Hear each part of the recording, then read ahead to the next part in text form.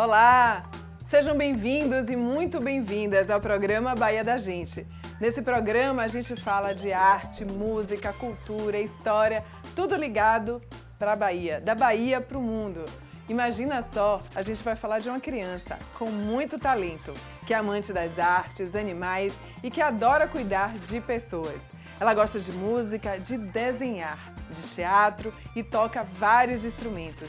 E teve um olhar bem atento durante a pandemia da Covid-19 e resolveu escrever um livro com apenas 8 anos de idade.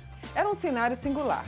Ele tinha medo de perder alguém da família e resolveu escrever o livro Diário de uma Quarentena, Narrativas de uma Criança na Pandemia. Lançado pela primeira vez no Festival Literário de Feira de Santana, no dia 22 de setembro de 2020. Essa criança prodígia deu a voz às crianças, como também se utilizou dos desabafos para dialogar com pais e mães que estavam passando mais tempo com os filhos na quarentena. O autor mirim, que hoje possui 11 anos de idade, promete, viu? E uma longa caminhada. A gente vai conversar com Yali Tarik. Falei tudo certinho, mais ou menos? Yali Tarik. Tarik. Todo mundo fala Tarik, né? É. Tarik. Eu errei. Me conte, Yali, como foi essa... Vamos começar do início. Desde pequenininho você gosta de literatura? Como é que é? Minha família sempre foi muito amante das artes. Eu tenho arte, ela já vem de berço na minha família. Porque minha mãe é cantora, minha bisavó é educadora e contadora de história do município de Teodoro Sampaio, Bahia. Então, assim, eu já cresci já nesse meio de arte, de cultura. Sempre fui muito envolvido, assim, pela educação com a minha família. Mas foi na pandemia que isso se aflorou, quando meu tio pegou Covid. E aí, no intuito de desabafar, eu escrevi uma carta ao meu tio. Só que tem um problema, essa carta ele não poderia receber na UTI, porque ele estava internado. Então, aí eu falei assim, eu vou deixar essa carta para entregar ao meu tio depois. E eu vou escrever tudo o que eu estou passando aqui para depois entregar para ele. Entregar para ele. Aí eu fui escrevendo. E aí eu comecei a encontrar um conforto na escrita. A escrita foi minha melhor amiga, que foi minha grande psicóloga da pandemia, que eu desabafei. Todos os dias eu sentava para escrever, todos os dias eu sentava naquela tarde e eu colocava tudo o que eu estava sentindo. Então, a escrita, ela me acolheu nesse momento. E aí eu não parei. Eu ganhei primeiro lugar no concurso de escritores escolares da Fundação Pedro Calmon. Ganhei também em primeiro lugar no concurso da Biblioteca Pública do Paraná, no 25º. E aí eu continuo escrevendo até hoje. Agora uma pergunta. A carta chegou para o seu tio? Chegou. Chegou? Chegou, ele saiu. E aí eu tava na emoção, né? Imunidade baixa, tinha saído da UTI, não poderia estar com muita gente. E aí eu comecei a contar isso no livro, porque eu não parei de escrever assim que eu entreguei. Eu continuei escrevendo na pandemia. E aí, na página 7, eu falo quando meu tio teve alta, que eu pude entregar uma carta para ele. Inclusive, eu fiz um cartaz junto com a minha mãe para entregar para ele, segurando o cartaz, falando assim, o meu tio venceu a Covid-19.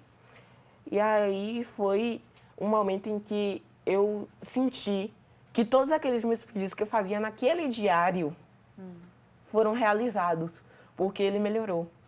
Mas eu me apaixonei pela escrita e continuei escrevendo. Você gosta muito da escrita. Agora você fala com muita emoção isso. Você gosta de teatro também? Me conte. Adoro teatro. Faz teatro? Não. Infelizmente, eu ainda não pude fazer ainda teatro. Tenho vontade, né, de fazer uma escola de teatro, alguma coisa assim. Mas eu falo que existem vários tipos de arte. Não só a escrita, não só a literatura. Temos a música, que é a arte do som. A dança, que é a arte do movimento. A escultura, que é a arte da forma. O teatro, que é a arte da interpretação. E temos a literatura, que é a arte da palavra. Porque tudo que é falado ou cantado de maneira artística é literatura. Então, eu me encontro nessa literatura porque eu gosto de falar arte. Poxa, que maravilha. Então, isso, para mim... Essa arte mais é do lado da sua mãe, né? Ou do seu pai, ou dos dois? Como é que é a criação aí de vocês? Minha mãe é uma mãe solo, Sim. que eu falo assim, minha mãe é um retrato de uma sociedade que nós temos hoje, que não é mostrada, que sempre é mostrada uma família padrão, mas minha mãe é uma mãe solo, guerreira, batalhadora, que eu falo a verdade, que luta todos os dias para dar o pão de cada dia. E eu me orgulho disso, porque se minha mãe não acreditasse em mim, eu não estaria aqui hoje. Então, assim, minha mãe sempre me incentivou a isso. Eu já agradeço a minha mãe por estar aqui, porque de alguma forma ela incentivou tudo isso, assim, porque se ela não... Naquela época, muitas crianças ainda estavam no período de alfabetização. Eu estava com 7 anos, né? Então, eu estava no 2º ano. Ainda era um processo de alfabetização, Sim. que vai até o 2º ano. E aí, eu aprendi muito cedo, também pelo contato com o livro, A escrever, a ler também? a foi? escrever. Ótimo. E minha bisavó também me ajudou muito nesse período, por ela ser educadora. Mas não foi na escola que eu aprendi a ler, muito menos a escrever. Foi em uma tarde que eu sentei com minha bisavó e com uma amiga da nossa família chamada Consuelo, que ela falou, você vai aprender agora a ler e escrever nessa tarde, que em Mentira. meses de escola você não aprendeu. Aí a gente começou com o alfabeto, depois foram para sílabas, vogais, consoantes, e depois eu já saí ali de noite, eu já estava lendo. É sério isso? Sim. Menina, prodígio, hein? Prodígio. É o filho da mamãe, né? Agora é o dengo da mamãe, me conte. É, de verdade, foi uma forma em que eu me encontrei. Eu sempre tive contato com livros porque meu padrinho fez um acordo com minha mãe que eles nunca me dariam um presente, brinquedo, presente ou qualquer outra coisa que eu quisesse, me dariam livros. Deu certo, né? Então eu sempre tive esse contato com os livros. Mas quando é fora o livro, o que é que você gosta, por exemplo, da descontração? Gosta de esporte, gosta de jogo, o que é que você gosta também? Ah, eu jogo vôlei na Maravilha. escola, gosto de vôlei e de handebol. Para mim, são os esportes assim que eu me dou super certo. Mas eu também gosto muito de ouvir música. Música, para mim, é uma forma outra forma de se expressar, que às vezes, com poucas palavras que a gente tem na música, a gente consegue interpretar Com certeza. um sentido que vai muito além de palavras. Qual estilo musical que você gosta? Poxa, Tem eu- mais algo? Tem algum mais? Eu sou tão... Assim, eu gosto de eclética? vários estilos. É? Gosto de todos. Assim, pra mim, música é aquela coisa que me toca. Se eu falar assim, nossa, essa música me tocou. Aquela Independente música, de qual seja, você Isso. gosta. acho que vai muito disso. Agora, menino com 11 anos, todo mundo não fica assim na escola para dizer, poxa, Tari, que você com 11 anos de idade já está assim, já escreve, que você tem uma cabeça mais madura. Você sente uma certa diferença assim, por exemplo, na escola? Tem uma certa diferença a forma que o professor conversa com você, com seus colegas? Tem alguma coisa assim, você sente isso? Na verdade, a primeira vez em que meus colegas foram saber que eu sou escritor foi hoje, Não à tarde, acredito. que minha professora parou para dar uma olhada no meu Instagram, porque uma das minhas professoras, que é de geografia, sentou e falou, e Ali, qual é seu Instagram? Porque ela já seguia um monte de gente lá da sala, falou assim, e Ali, qual é seu Instagram? Aí eu falei, @Ali_Tari, que foi aí que ela falou para a turma. Porque a maioria lá não sabia, só sabia, assim, o meu grupinho mais pessoal mesmo, que já sabia, que já me seguia no Instagram, mas muitos lá não sabiam que eu era escritor. sabia? Não sabiam. Você não conta nada? Não, pra mim, assim, minha relação com as pessoas vai muito além da escrita. Escrever Assim, para não você é só uma rotina, é algo comum. faz parte de mim. Entendi. Tirar a escrita de mim é tirar uma parte do meu corpo, porque pra mim a escrita já faz parte de mim. Meu Deus, isso é profundo, hein? Essa mãe aí, você é filho único, né? Sou filho único. Que maravilha, hein? Diga aí, tem uma diferença aí, você sente a diferença Em questão de ser filho único, de ser filho único? pra mim, ser filho único pra mim, não faz tanta diferença se eu fosse filho único ou não. É bom que eu só tenho minha mãe só pra mim. Ah, eu ia brincar com isso, já que você gosta das palavras, do solitário, a solitude é bem diferente, né? Às vezes tem aqueles momentos de solidão por ser esse filho único, não? Olha, Diga. é uma coisa assim complicada quando fala assim momentos de solidão. Porque lá em casa a gente tem um cachorro que eu levo pra passear. Tudo Danado mais esse cachorro, ele, mordeu você, né, esse cachorro. mas ele não gosta de mim. Ele é o meu cachorro, mas na mente dele ele é cachorro de minha mãe, porque ele não gosta de mim. Você fica Então, tentando o assim, cachorro, né? eu levo ele pra passear às vezes, aí vou, tento uma amizadezinha, mas ele tá ficando mais velhinho, tá ficando rabugento. Mas acaba que é uma família de 3 pessoas, eu, minha mãe e meu cachorro. Não, mas quem tem ciúme dele é o cachorro. É isso, né? Isso, eu não posso chegar perto da minha mãe. É uma coisa que ele fala assim, não chegue perto. Se eu chegar perto da minha mãe, ele rosna. Chega lá. Então, assim, mesmo ele sendo assim, tão rabugento, tão, como é que eu falo, tão singular, ter aquela personalidade própria dele, acaba que faz uma companhia também dentro de casa e faz com que ele se encaixe dentro da minha rotina. Levar o cachorro para passear faz parte da minha rotina. E eu sou uma pessoa que minha rotina tem que ser muito padrão. É? Assim, porque eu tenho a escola, banca, karatê, e aí eu... Tem que ter isso tudo organizado, Isso, né? minha rotina ela é toda organizada. Então, assim, fazendo parte da minha rotina, eu que organizo mais ou menos, né? Ainda mais que hoje foi o meu último dia de prova, aí agora dá para administrar mais as coisas.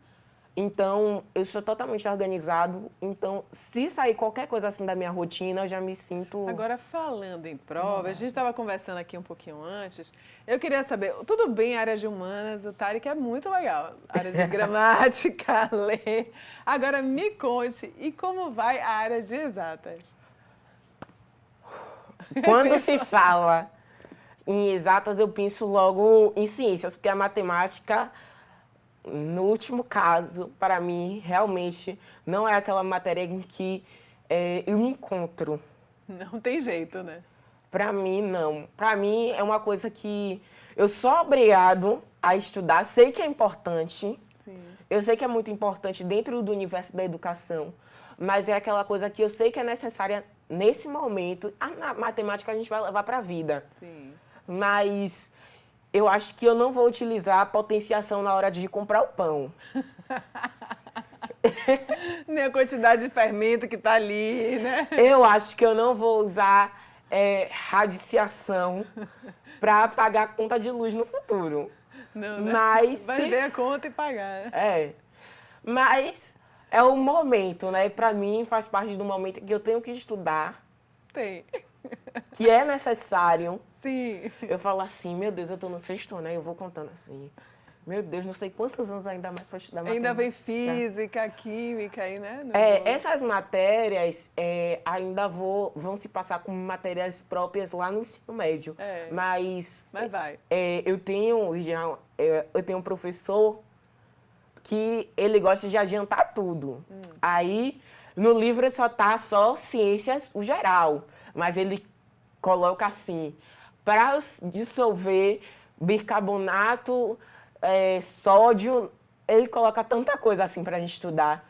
Aí a gente estuda mais pelo caderno do que pelo próprio módulo, que ele já gosta de colocar biologia, química, todas essas coisas que seriam matérias já próprias, já no ensino médio, ele já coloca dentro de ciência, já vai introduzindo já com a gente. Inclusive, ele adiciona na prova. Eu vou te dar uma dica. Eu tenho um tio meu, né, inclusive advogado, já foi deputado. O que aconteceu? Ele foi resolver uma prova, o filho dele de matemática.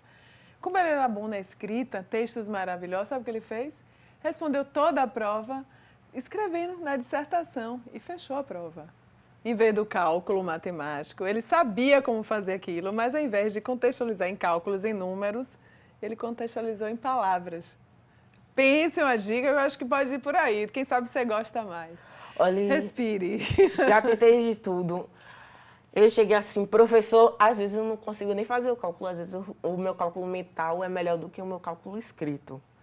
Aí eu falo assim, professor, cadê o cálculo? Eu falei, mas eu fiz na minha mente, professor, mas não, eu quero escrito. Com certeza. Eu quero calcular. Às vezes eu faço de uma forma diferente, mas você fez pela forma mais difícil. Aí eu falei, professor, foi dessa forma que eu encontrei a resposta. Mas é isso, assim, minha vida escolar é mais ou menos assim. Eu não digo obrigado, porque eu acho que a educação, ela não é um dever, ela é um direito nosso. Sim. Então, acima de tudo, é importante a gente reconhecer que isso é um direito da gente, que a gente está, como é que eu falo? Que a gente está consumindo desse nosso direito. Com certeza. Então, é necessário. Com certeza. Eu acho... E você, Yali, você tem vamos dizer assim, uma maturidade absurda. Todo mundo fala assim, não da forma que você contextualiza. E isso não atrapalha você a ser criança ainda, não? Porque os adultos talvez ainda conversem com você. Poxa, que menino tão profundo nas palavras, nos textos. Mas será que ainda não fica assim aquela coisa de tratar ainda você como adulto? Não atrapalha a sua infância, não? Um pouco? Eu acho que não existe, antes de responder a sua pergunta, eu acho que não existe uma forma de fala como adulto. Não? Lógico. Eu acho que existem formas de padronizar o nosso aprendizado. E esse aprendizado vai por etapas. Se eu consigo administrar essas etapas e me aprofundando também em próximas etapas futuras, isso não vai me atrapalhar. Em relação a ser criança, eu tenho minha vida normal, como toda criança. Eu brinco, estudo, brigo, exatamente tudo como uma criança normal, com atividades normais e com rotina normal. Isso não interfere em nada, absolutamente nada da minha vida. É só uma forma de eu me expressar e uma forma que eu encontrei para alcançar os meus objetivos. Que maravilha! A gente está encerrando aqui o primeiro bloco, é rapidinho, hein, gente? E olha, a gente vai ter uma convidada especial que inclusive trouxe Yali aqui para a gente confirmar algumas coisas e a mãe dele, né? Já já a gente volta.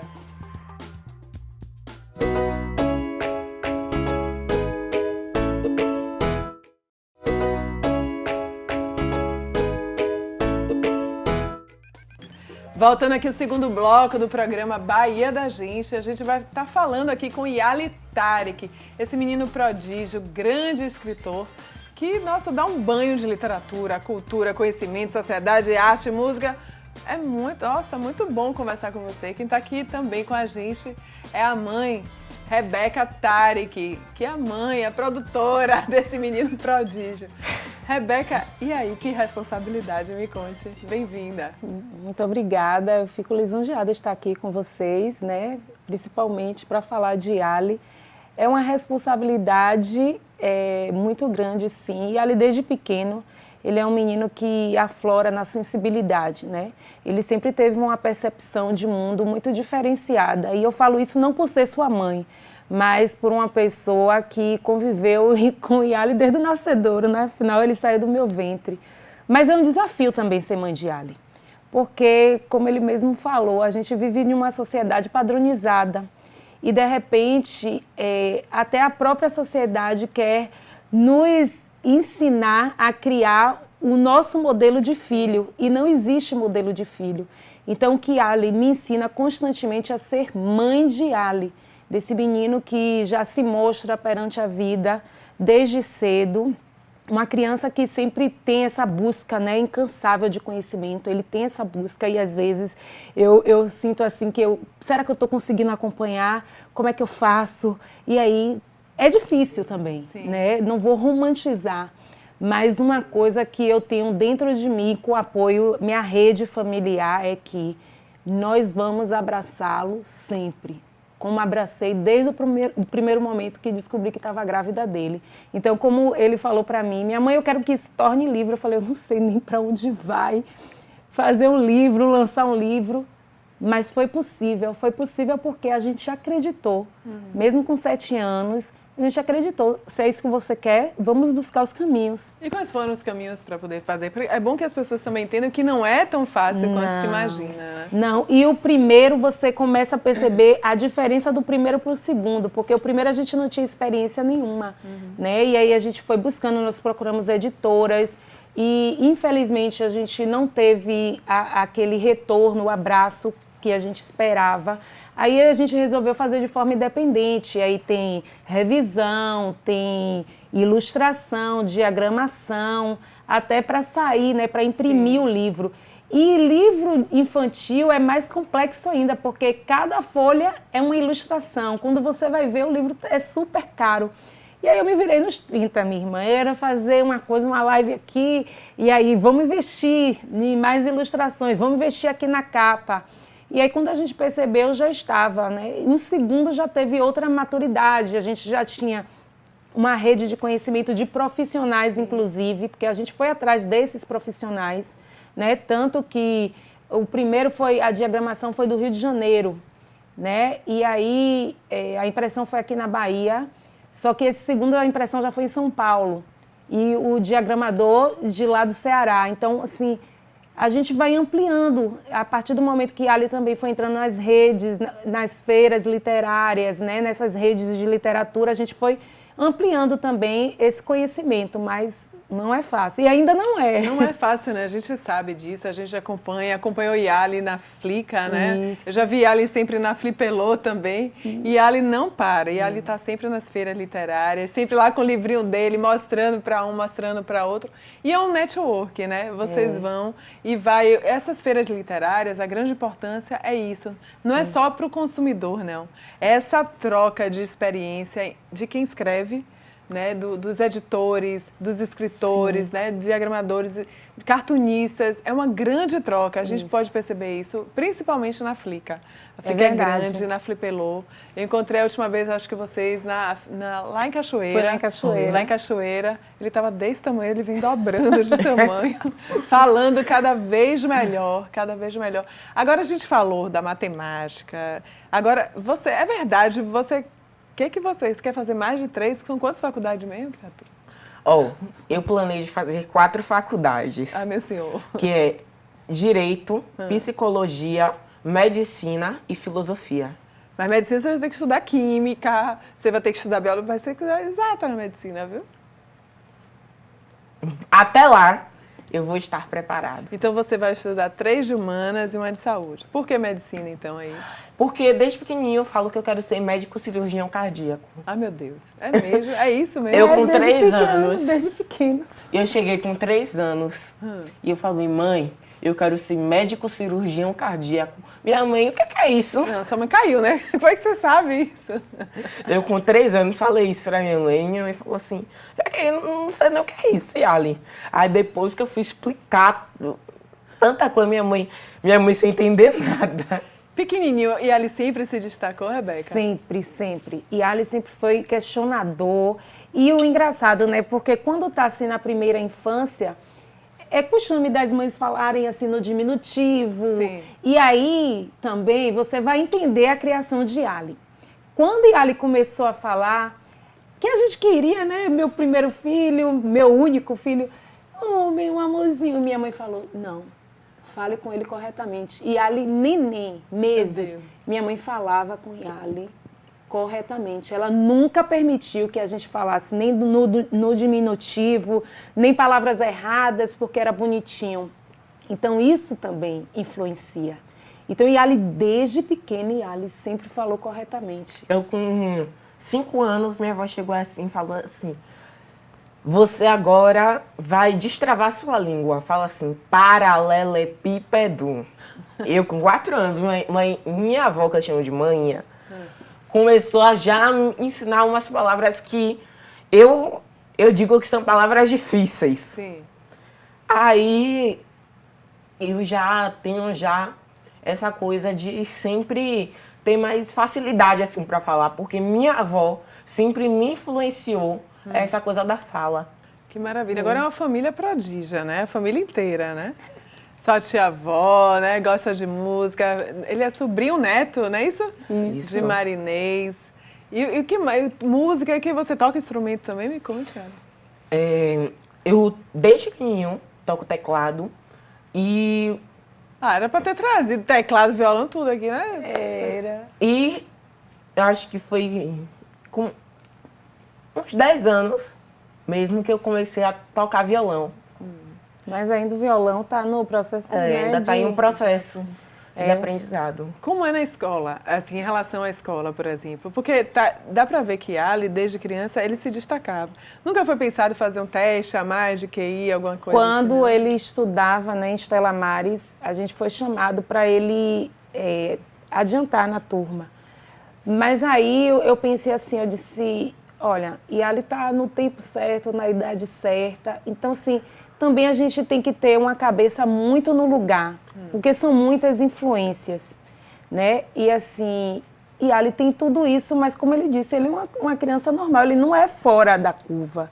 Ele tem uma percepção diferenciada e eu acho que a sensibilidade, né, com as questões sociais, com as forças na natureza, traz ele essas pautas dentro dele, mas também não o torna diferente do mundo. Ele segue na idade Ele dele, segue na idade, como dele. ele falou. Na escola ele tem briga, como todos os outros. Eu já fui chamada na escola. Você briga, Yali, né? Briga, porque Yali é questionador, como eu te falei. Ele tem isso, né? Ele é questionador. Ele sempre acha que tem que ir a mais. Também tem esse equilíbrio de dosar, né? De dizer calma, respira. Tudo chega no seu tempo, sabe? Como eu te falei, ele tem, da natureza de Ali, ele quer buscar conhecimento o tempo todo. Cada dia ele me apresenta uma coisa nova e às vezes eu falo assim, não, eu não quero saber agora. Pelo amor de Deus, deixa minha cabeça respirar. Tem isso também, a vida real. Ansioso, Uma né? peça, eu fiz uma peça na escola chamada Invasão do Benin. Ele escreveu essa peça. Escrevi e levei para a escola. Só que a professora fez uma divisão que eu odeio. Meu Deus. Menina e menino. Aí colocou uma parte a peça dos meninos, outra parte a peça tinha que ser das meninas. Aí eu falei assim, meu Deus, o que será de mim agora? Porque eu virei, ninguém interessado para fazer nada. O pessoal tava querendo só porque tava precisando do ponto para aquela unidade. Sim. E aí eu falei, o que é que eu vou fazer agora? Aí eu sentei para escrever. Aí eu falei, gente, vai todo mundo com a roupa branca, que eu pego um pano africano e cubro por cima. Porque o branco não é aquela cor que não vai dar aquela poluição na hora de gravar. Todo mundo veio com a roupa da escola. Ah, mentira. Verdade, acredite. Aí eu olho as meninas, todas as meninas que a peça dos meninos ia ser afro, das meninas indígenas. Eu já chegou as meninas toda vestida de indígena, toda pronta, eu olhei assim, eu falei, meu Deus, e agora? Aí quando eu cheguei lá, tá na hora de gravar, ninguém sabia a fala. Ninguém tinha estudado o texto, nada. Minha avó tinha impresso as falas de todo mundo, ninguém estudou. Aí eu falei, como é que eu vou... Agora eu vou ter que me virar nos 30, porque eu só tinha 3 panos africanos. Tinha cena que tinha mais de 5 personagens. Só nessa peça, acredite, teve racismo, gordofobia, intolerância religiosa. Aliás, essa peça deu tanta coisa que se eu fosse parar pra falar, aí eu falei assim, não, vou ter que tirar fulano da peça, porque fulano tá bagunçando demais.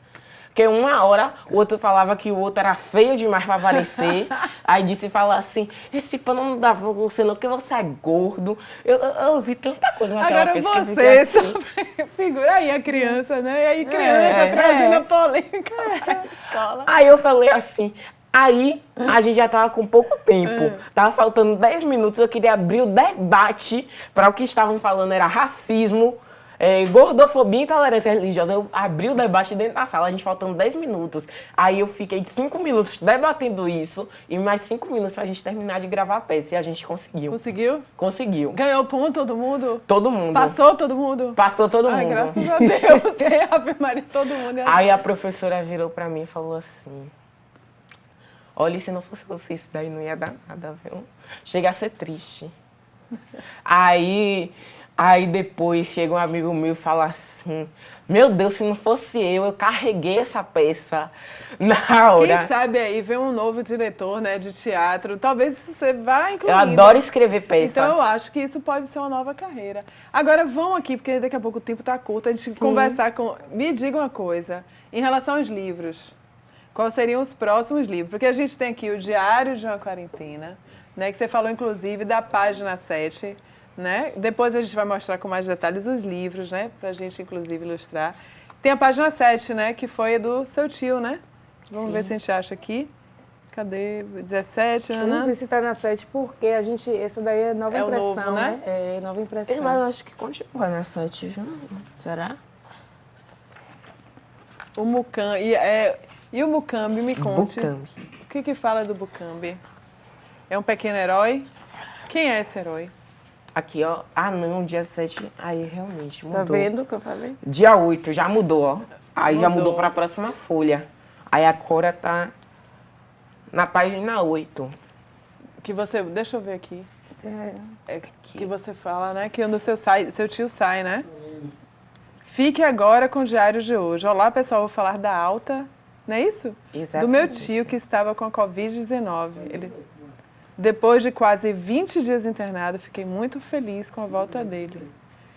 Graças a Deus foi curado. A volta dele foi muito legal, mesmo sabendo que não pode ter aglomeração. Nos reunimos todos lá em frente de casa, da casa dele, para aguardarmos sua chegada no hospital. Foi mesmo, foi todo mundo para lá? Foi? Todo mundo, família, Juntos, amigos, cachorro, felizes, gato, porque ele periquito, foi papagaio. curado, foi emocionante. Acho que eu dou para trabalhar na sua peça, não dou? Foi emocionante, um verdadeiro milagre, seu retorno para casa, curado deste vírus. Eu passo um teste com você, será? Para poder trabalhar nessa peça de teatro? Com certeza. Sei lá, daí de repente, me conte aí, fale do Mucambi. Mucambi. Desculpe, o Ele pequeno herói. é um conto afro-indígena Sim. que traz como princípio memórias afetivas, porque os meus livros são de memórias afetivas, que estão nas tardes em que eu sentava para escrever. Memórias afetivas da minha sede de aprender. Mucambi, ele é um conto que se origina de uma conversa que eu tive com minha bisavó, com histórias da minha família e histórias da nossa ancestralidade preta indígena.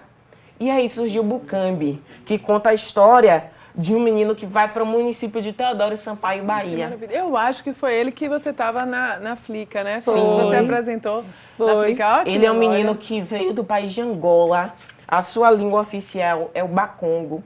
E a sua etnia é o Bakongo e sua língua oficial, o Kikongo, é dado da sua família materna. Mucambi, ao ser capturado e escravizado, tinha muita dificuldade de comunicação, porque cada um falava uma língua, era de uma etnia diferente, de um povo diferente, com crenças diferentes. Sim. Porque quando nós falamos de África, não podemos generalizar. Porque são culturas diferentes, línguas diferentes, povos diferentes, costumes diferentes e crenças diferentes. Isso empatou muito com que Mucambi se comunicasse com outras crianças que também estavam ali. Mas com apenas 5 meses no local, Mucambi já falava algumas palavras, já conseguia se comunicar levemente assim com algumas pessoas. E com 3 anos, lá ele já articulou uma fuga coletiva com algumas crianças do Quilombo, que está dentro do livro de Mucambi, que é o Quilombo da Xã. Mas a gente não vai contar o livro todo, não. Porque quem quiser adquirir o livro, onde é que encontra os 2 livros? O Diário de uma Quarentena, por exemplo. Acha onde? Eu tenho meu site, que é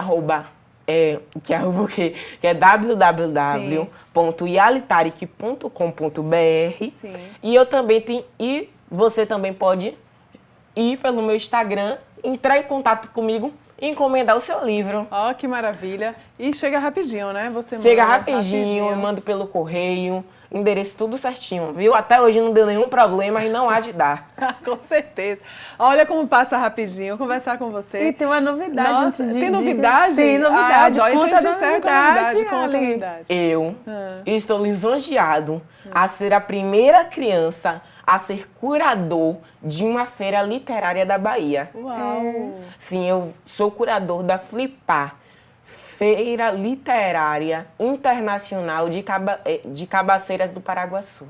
Uau! Quando vai ser? Vai ser dos dias 23 a 25, Agora de maio? agora de maio. Então, olha só, a gente vai acompanhar aqui, a gente quer notícia, com certeza, para a gente poder falar muito sobre Com isso. certeza. Eu queria te agradecer a presença de sua mãe, Eu Rebeca, agradeço. sua também.